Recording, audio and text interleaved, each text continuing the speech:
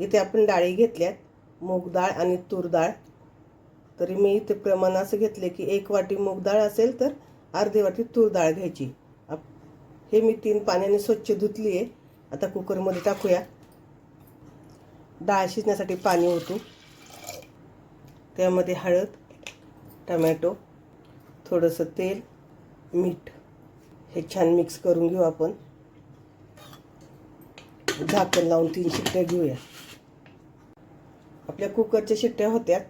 फोडणीसाठी वाटण तयार करून घेऊ. इथे मी घेतल्यात मिरच्या, लसणाच्या पाकळ्या, सुकं खोबरं, जिरं, कोथिंबीर. आता आपण मिक्सरला बारीक वाटून घेऊ.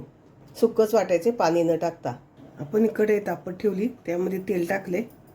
त्यामध्ये आपण मिक्सरला बारीक केलेलं वाटण टाकून घेऊ. वाटण आपण तेलात परतून घेऊया. कच्चेपणा जाईपर्यंत परतून घेऊ. अगदी थोडंसं तेल टाकले. मीडियम गॅसवर परतून घेते मी. त्यामध्ये कढीपत्त्याची पानं,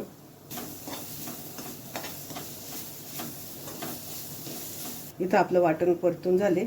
त्यामध्ये शिजलेली डाळ मिक्स करून घेऊ. त्यामध्ये आपण पाणी ओतून घेऊ. मिक्सरचं भांड्यात राहिलेलं ते वाटण आणि डाळ कुकरमध्ये पाणी घातले आणि ओतून घेतले. तुम्हाला किती घट्ट पातळ पाहिजे त्याप्रमाणे पाणी होता. आपण मगाशी डाळ शिजताना मीठ टाकलेलं आहे, ते अंदाजाने वरून मीठ टाका.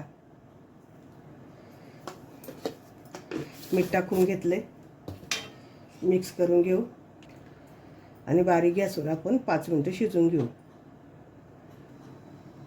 आपल्या वरणाला उकळी आली आहे. त्याच्यावर थोडीशी कोथिंबीर टाकूया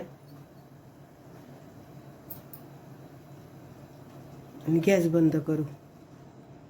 इथं आपलं फोडणीचं वरण तयार. तुम्ही कसं करता हे मला कमेंट करून नक्की सांगा. आणि खूप छान सुगंध येतोय. एकदा नक्की करून बघा.